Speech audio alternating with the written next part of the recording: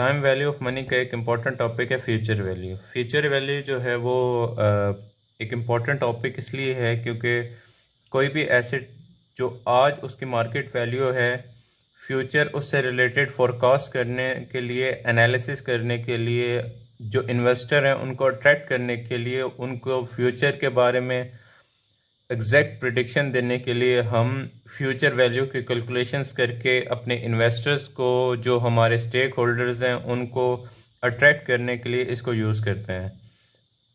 तो जैसे कि आप स्क्रीन पे देख रहे हैं, इसकी बुकिश डेफिनेशन तो लिखी हुई है और इन सिंपल वर्ड्स यही है कि कोई भी एसेट जिसकी करंट वैल्यू हमें मालूम है, उसकी हम फ्यूचर वैल्यू फार्मूले के तहत कैलकुलेट कर सकते हैं। तो हम फार्मूले की तरफ चलते हैं। फ्यूचर वैल्यू जो है वो कैसे कैलकुलेट होती है, तो वो कैलकुलेशन का फार्मूला अभी आपकी स्क्रीन पे आ रहा होगा।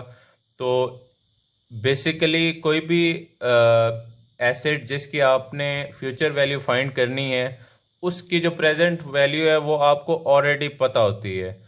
तो क्योंकि आपको जो प्रेजेंट वैल्यू पता है, तो आप सिंपली उसको इस फॉर्मूले में पुट करेंगे तो आपके पास आंसर आ जाएगा।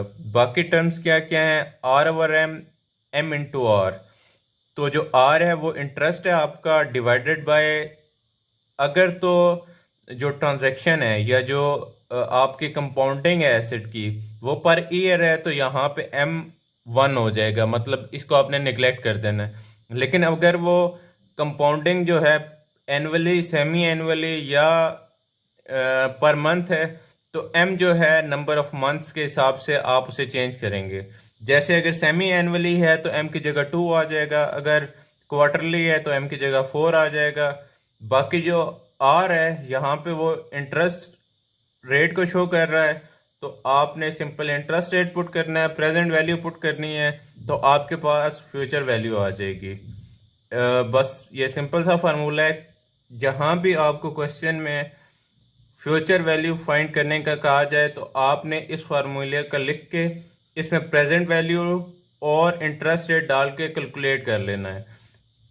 बाकी अगर आपने देखना है, अगर तो इंटरेस्ट रेट एनुअली है और आपकी कैलकुलेशन जो है सेमी एनुअली, क्वार्टरली या पर मंथ है, तो उसी के हिसाब से आपने एम की वैल्यू पुट करके अपना आंसर निकाल लेना है।